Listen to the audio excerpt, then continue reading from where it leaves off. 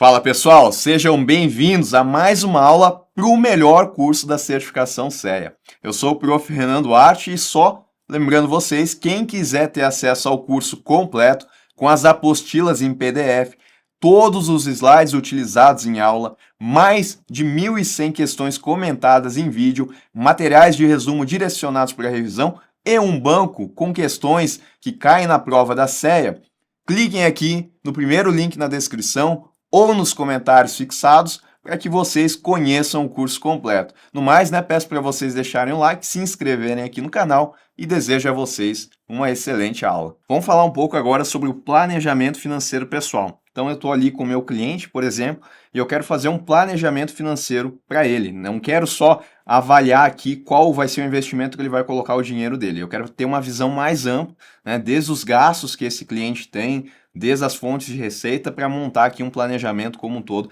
pensando aí no sucesso financeiro desse cliente. Aí esse processo aqui de planejamento, ele pode ser dividido em várias etapas, cada uma desempenhando um papel importante para alcançar os resultados desejados. Principais princípios que orientam esse processo incluem a avaliação da situação financeira atual desse cliente, tá? Então entender a realidade dele, isso vai incluir uma análise de renda, de despesas, ativos e passivos, bem como a avaliação das necessidades de liquidez e de fluxo de caixa desse cliente, tá? Então, eu tento entender qual que é a realidade dele. Aí, a gente vai para a fase aqui de definição de objetivos financeiros. Então, estabelecer esses objetivos é a chave para fazer o nosso planejamento de forma correta. Aí, esses objetivos que o nosso cliente pode ter, podem incluir aqui a compra de uma casa, a educação dos filhos, a aposentadoria ou ainda a criação de um fundo de emergência, São diferentes objetivos que esse cliente pode ter. Os objetivos devem ser mensuráveis, alcançáveis e baseados no horizonte de tempo disponível para o investidor, tá? Então é importante a gente ter em mente esses objetivos. Análise de risco e perfil do investidor, Compreender então aqui o nível de risco que o cliente está disposto a assumir vai ser fundamental para desenvolver uma estratégia de investimento eficaz. Depois, então, que eu tenho esse panorama, consigo entender qual que é a realidade financeira do meu cliente, tenho também a definição de objetivo, está na hora de montar o perfil e entender qual que é a disposição e qual que é a capacidade de assumir riscos do meu investidor, do meu cliente, Vai envolver aqui avaliar a tolerância de risco, o horizonte de tempo e também o perfil emocional do investidor. Estratégia de investimento, depois que a gente passa por essa fase aqui de análise do perfil do investidor. Baseado nessas informações que foram coletadas, é a hora de construir um portfólio que atenda às metas financeiras e ao perfil de risco do cliente. A alocação de ativos, ações, renda fixa, fundos, vai ser ajustada para maximizar os retornos dentro desses limites de riscos que foram aceitáveis, que foram estabelecidos. A implementação do plano. Depois que a gente tem a estratégia definida, a gente tem que colocar esse plano em ação. E aí envolve a compra e venda de ativos recomendados, ajustando os investimentos conforme a estratégia ela foi definida. Depois que a gente colocou em ação o nosso plano, foi lá, fez as compras dos ativos, está na hora da gente ficar fazendo o monitoramento e, se necessário, fazer uma revisão, fazer um rebalanceamento dos ativos. Então, o ambiente econômico e a situação pessoal do investidor mudam com o tempo. E é essencial que o planejamento financeiro seja monitorado e ajustado periodicamente. Essas revisões elas permitem que o plano seja corrigido conforme necessário, garantindo que ele permaneça alinhado com os objetivos iniciais e eventuais novas necessidades, tá? Então, essas aqui são as etapas quando a gente pensa em um planejamento financeiro.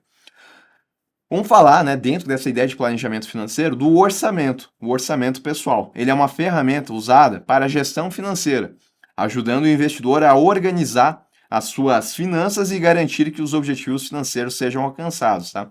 Então, no orçamento, eu vou especificar ali o quanto que eu vou gastar com cartão de crédito, o quanto que eu vou gastar com o aluguel da minha casa, com condomínio, com lazer, Eu vou fazer todo esse orçamento para que eu não gaste mais do que eu tenho disponível. Ou se eu for gastar mais do que eu tenho, eu saiba que eu estou gastando mais e procure aqui formas de me financiar. Então o orçamento ele é importante para trazer essa visão. E aí a gente tem alguns conceitos relacionados ao orçamento, tá? Nesse contexto aqui a gente tem de poupança. O que seria a poupança? Não pensando na caderneta de poupança, mas no ato de poupar. Se refere à parte de renda que é guardada para o futuro, seja para emergências, metas de médio prazo, como a compra de um bem, ou objetivos de longo prazo, como a aposentadoria. Um planejamento financeiro saudável prevê uma taxa de poupança adequada, né? 10%, por exemplo. Né? Se a pessoa ela tem uma renda que está entrando aí de R$ 10.000 e foi definido que a taxa de poupança é de 10%, isso significa que R$ 1.000 eles vão ser guardados, né? Isso vai ser o ato de poupar. E aí esses R$ 1.000 eles podem ser divididos em outras tarefas aqui, né? Por exemplo, eu posso estabelecer aqui um objetivo de compra de um carro daqui a algum tempo. Parcela disso daqui também pode ser utilizada para minha aposentadoria, tá? Eu posso fazer essa divisão aqui dentro daquilo que eu poupei. Então, esse percentual fixo que será destinado a investimentos e a criação de um fundo de emergência. E também posso destinar uma parcela aqui para reserva. Gastos correntes são gastos do dia a dia, como alimentação, moradia, transporte e lazer. O controle dos gastos correntes é importante para garantir que a poupança seja mantida em níveis adequados e que o indivíduo ele não se endivide, tá? Então, saber quais são esses gastos e plotar eles no orçamento, né, vai ser importante para que esses R$ 1.000 aqui, que correspondem a 10% de 10 mil, eles efetivamente eles sejam guardados, né, para atender esses outros objetivos aqui que foram estabelecidos. Receitas incluem todas as fontes de renda do indivíduo, como salários, rendimentos de investimento, pensões ou outras formas de ganho regulares. É o que está entrando de dinheiro. Para criar um orçamento sólido, é necessário listar todas as receitas e ter clareza sobre o montante disponível mensalmente para cobrir os gastos e contribuir para a poupança. Despesas, tá? Compreendem todos os custos que o indivíduo precisa cobrir, desde despesas fixas, aluguel, contas de utilidades, até despesas variáveis, tá? Lazer, viagens. É o que ele está desembolsando. Aqui a gente pode ter também gastos, né, que são incluídos aqui no conceito de despesas. Categorizar as despesas em fixas e variáveis permite um melhor controle e previsibilidade sobre quando o orçamento será comprometido a cada mês, facilitando ajustes para manter um saldo positivo. E o fluxo de caixa nesse contexto aqui de planejamento financeiro? O fluxo de caixa ele vai evidenciar para nós o que está entrando e o que está saindo de dinheiro daquele indivíduo ou de uma família, se a gente pensar em um contexto familiar. As receitas elas podem ser provenientes de trabalho, juros advindos de aplicações financeiras, distribuição de lucros, entre outros. Já as despesas elas são todos os gastos, tais como aluguel, moradia, transporte, entre outros. Quando a gente for fazer o fluxo, ele vai ficar mais ou menos assim, tá? Para a maioria, né, da população brasileira, a gente tem um fluxo de entrada, que é o salário, tá? É o que entrou de dinheiro. E com esse valor que entrou, no nosso exemplo, né, R$ 10.000, com esse dinheiro aqui, eu vou ter que arcar com todas as despesas, sejam elas fixas ou variáveis, que vão acontecer naquele período de um mês. Mas podem existir outras fontes de receita? Pode, né? Daqui a pouco, se a pessoa ela tem juros que vêm de aplicações financeiras, é uma fonte de receita. Se ela tem aluguéis de imóveis que ela possui, ela também vai ter outra fonte de receita. E aí ela vai ter uma capacidade maior de desembolso. Mas o fluxo ele vai ficar mais ou menos com essa cara. Para cima aqui, o que está entrando, para baixo, o que está saindo. Aí eu posso ter uma situação, né, aonde se o que eu estou guardando, ou melhor, né, se o que está entrando aqui é maior do que o que está saindo, eu vou ser um agente superavitário, né, quando as receitas ultrapassam as despesas. Por outro lado, se o que eu tenho aqui saindo é maior do que o que está entrando, eu vou ser um agente deficitário, que é quando as despesas ultrapassam as receitas. Exemplo aqui, então, né, de um orçamento, de um planejamento aqui que a gente tem. João trabalha como engenheiro e recebe um salário mensal de 6 mil. Além disso, ele tem uma renda extra de R$ 500 proveniente de um pequeno negócio online. Então, o salário dele é 6 mil, né? No nosso fluxo de caixa está entrando aqui 6 mil e, ao mesmo tempo, também está entrando aqui R$ 500. Portanto, suas receitas mensais totais são 6 mil mais 500, 6.500. E aí ele tem uma série de despesas fixas e despesas variáveis, tá? Fixo é o que vai ter todos os meses. Faça chuva, faça sol, vai estar lá. Então, todos os meses, ele vai ter que pagar aluguel, vai ter que fazer o pagamento de conta de luz e água. A Zenan, nem sempre vai ser 250. Verdade, mas a gente pode estipular uma média, né, para esse cálculo. Internet, telefone, transporte, plano de saúde, alimentação. Geralmente aqui são gastos que tendem a seguir uma média, né, ou que realmente são fixos. Aí o total de despesas fixas é de 3.600.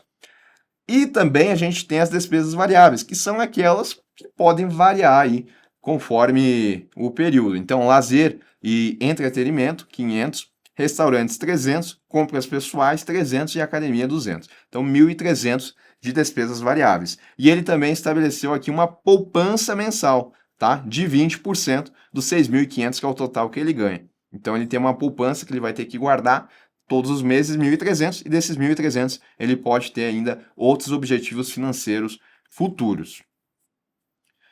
Para calcular o fluxo de caixa, João ele subtrai suas despesas totais e suas receitas totais, tá? Ele ficou aqui ainda com R$ 300, porque a gente pegou 6.500, que são as receitas, as despesas, que são 4.900, e a poupança, que também está saindo, né? Está saindo aqui do dinheiro dele, 1.300. Subtraindo as fontes de receita das despesas e da poupança, sobrou aqui R$ 300 positivo, o que faz com que ele seja um agente superavitário. Se a gente for fazer o orçamento aqui, né, plotar isso em um gráfico, vai ficar mais ou menos assim. As receitas aqui, né, correspondem a 50% do orçamento e o restante aqui está dividido entre o que sobrou do fluxo de caixa, poupança, despesas variáveis e despesas fixas. É uma maneira da gente enxergar, né, mas a gente pode utilizar diferentes gráficos e ainda diferentes metodologias para plotar aqui e ver isso visualmente. Às vezes uma imagem ela vale mais do que muitas palavras escritas para que o investidor, para que a pessoa consiga compreender a sua situação financeira. E agora o balanço patrimonial, tá? Assim como ocorre com as empresas, é importante que os indivíduos ou famílias mantenham um balanço patrimonial pessoal. Esse documento ele oferece uma visão completa da saúde financeira, né? Ali eu vou ter todos os ativos e passivos que compõem o patrimônio daquela pessoa ou daquela família, se a gente estiver em um contexto familiar. A partir dele é possível calcular qual que é o patrimônio líquido e avaliar o grau de endividamento, que é essencial aqui para uma boa gestão financeira, tá? Quais são os ativos, então, que uma pessoa, uma família pode ter? A gente pode ter bens, direitos e investimentos, tá? Bens, eles são, por exemplo, imóveis, carros, joias e outros itens de valor significativo, né? O que agrega valor. Direitos são valores a receber, né? Por exemplo, se eu tenho um imóvel e eu faço alocação, eu tenho o direito de receber o aluguel, né? Ou saldos em contas correntes, por exemplo, que é um direito que eu tenho de sacar esse dinheiro. Investimentos, ações, títulos de renda fixa, fundos de investimento, poupança e outros instrumentos financeiros que geram retorno ao longo do tempo. Esses aqui são ativos, né? São coisas boas que me trazem, que têm valor ou que me trazem valor também. Passivos, aqui já não é tão bom, né? Eu tenho as dívidas aqui, que são valores que precisam ser pagos a curto prazo, como faturas de cartão de crédito, empréstimos pessoais ou contas de serviço. Eu vou ter que desembolsar isso. E tem os financiamentos, que são dívidas que tendem a ser mais de longo prazo, como financiamento de imóveis ou veículos, que envolvem parcelas fixas mensais. E aí, tendo isso, tá, eu consigo montar aqui um balanço patrimonial pessoal, parecido com o que a gente teria com uma empresa, só que aqui em um contexto mais individual. Então, aqui nos ativos, eu vou colocar quais são os meus bens e direitos, né? Então, e investimentos também, se eu tiver, e eu vou colocar aqui os valores. Aí eu vou ter um total de quais são os meus ativos. Mesma coisa para os passivos, tá? Vou colocar as dívidas, financiamentos e vou calcular o total. Meu patrimônio líquido vai ser a diferença entre o que eu tenho e aquilo que eu tenho de obrigação, tá? Porque os passivos, eles são obrigações. Eu posso calcular também qual que é o meu nível de endividamento, quando eu pego as obrigações que eu tenho e divido ela pelos ativos. Então, exemplo aqui, né? Bens que a pessoa tem. Apartamento, de 350 mil. Carro, de 50 mil. Eles têm valor. Direitos, que ela tem para receber. Aluguéis, né? Aluguel, na verdade, 5 mil. Saldo na conta corrente, 10 mil reais. E investimentos, ações e títulos de renda fixa e poupança. Total aqui dos ativos, do patrimônio, né, dessa pessoa, 475 mil. Mas quando a gente olha aqui, a gente também tem as obrigações. Fatura de cartão de crédito, 2.500. Empréstimo pessoal, 5 mil. São coisas de curto prazo. Financiamento do apartamento, 150. Financiamento do carro, 20 mil. Total de passivos, 177.500. Tá? Aí, se a gente for colocar isso no balanço patrimonial, ele vai ficar com aquela cara que a gente viu, tá? Nos ativos, eu vou ter os bens e direitos e investimentos também, né, aqui. E vou ter o total, cada um com o seu valor. Nos passivos, que são as obrigações, eu vou ter as dívidas, né, e os valores, dívidas e financiamentos. Vou ter o total aqui. Se eu quero calcular o meu PL, ele vai ser o que eu tenho de ativo menos o que eu tenho aqui de passivos. Então, meu patrimônio líquido, apesar do meu patrimônio total ele ser de 475 mil, descontando as obrigações de curto e longo prazo que eu tenho, o meu patrimônio líquido ele é, na verdade, de 297.500. Esse investidor está numa situação boa, né? Porque quando a gente calcula aqui o índice de endividamento, como ele tem mais ativos do que passivos, o índice de endividamento dele é menor do que 1, tá? É 0,37, mas isso pode ser diferente para diferentes pessoas. Reserva de emergência, a gente já falou um pouco sobre ela, tá? A reserva de curto prazo, também conhecida como reserva de emergência, é formada para cobrir despesas inesperadas e garantir que o investidor não precise recorrer a empréstimos ou vender ativos de longo prazo em situações de emergência, como perdas de emprego, problemas de saúde ou reparos imprevistos, tá? É uma parcelinha ali do que ele está poupando que vai formar essa reserva de emergência. E ela vai ser usada em situações de emergência, né? Não é para ser usada a qualquer momento, é apenas em situações de emergência. O dimensionamento da reserva de emergência varia de acordo com a situação individual de cada pessoa, verdade? Mas em geral, tá, a recomendação que a gente tem é que essa reserva ela tenha o equivalente de 3 a 12 meses de despesas mensais.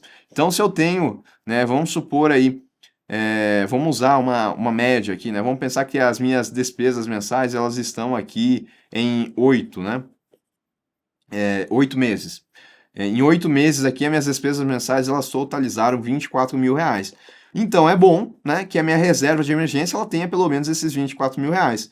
Porque se eu perder o meu emprego, durante 8 meses aqui, eu tenho essa reserva de emergência para conseguir lidar com essas despesas que eu tenho, incluindo aqui despesas fixas e também aquelas que são variáveis. Aí nesse tempo eu tenho que achar uma maneira de me readaptar financeiramente. E não vou precisar, né, nesse tempo aqui de 8 meses, pegar empréstimo, pegar financiamento, ou mesmo me desfazer dos meus ativos financeiros. Mas quando a situação fica mais crítica, talvez eu tenha que fazer isso. A reserva de emergência ela deve ser aplicada em produtos financeiros que ofereçam segurança, liquidez e baixa volatilidade. Né? Por que isso? Segurança, porque, primeiro, quando eu precisar, eu vou ter que conseguir, né, recuperar esses valores. Não posso ficar colocando em empresas que têm um risco de crédito elevado, porque daí pode ser que quando eu precisar, a empresa esteja em dificuldade financeira. Liquidez, né, para que eu possa transformar esse dinheiro em espécie o quanto antes. Não adianta eu colocar isso em fundos de investimento que tem um prazo de resgate de 30 mais ainda dias. Porque daí, se eu for precisar na hora, eu vou ter que esperar esse tempo todo.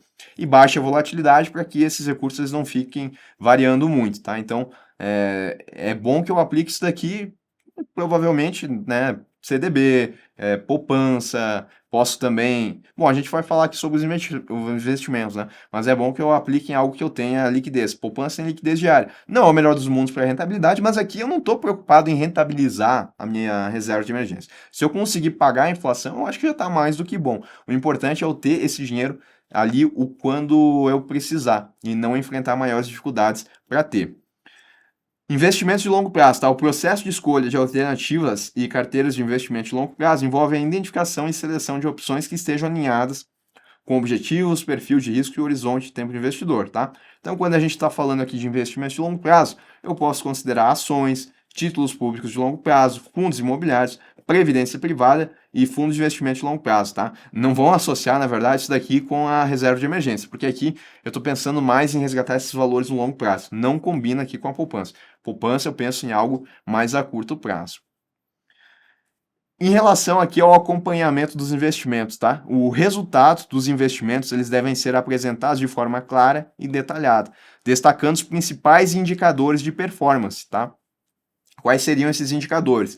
A rentabilidade, que é o retorno gerado pelos ativos ao longo de um período específico, a volatilidade, que tem a ver aqui com o nível de risco, e os índices de mercado, que é justamente a comparação da carteira com alguns benchmarks. Se a gente estiver falando de uma carteira que vai investir em ativos de renda variável, eu posso considerar o Ibovespa. Se for uma carteira de renda fixa, considero o CDI. Tá? Para avaliar se os retornos desses investimentos eles estão competitivos em relação ao mercado.